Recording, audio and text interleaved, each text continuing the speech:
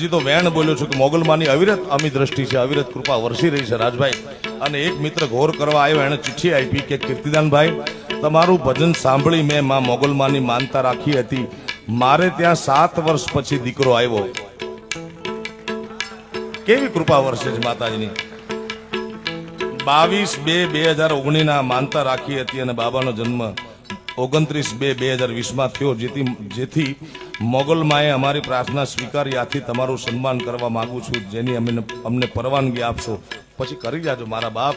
સન્માન તો શું, મોગલને વંદના કરી જાજો મારા બાપ. અમારા તો શું સન્માન હોય યાર, અમે તો મોગલના ચીઠીના ચાકર છે યાર. અને આ ભગોડાની વાત કરું, અત્ર તત્ર સર્વત્ર મેં કીધું ભીમરાણા માતાજીનું જન્મસ્થાન, પછી તો બધે મોગલ છે.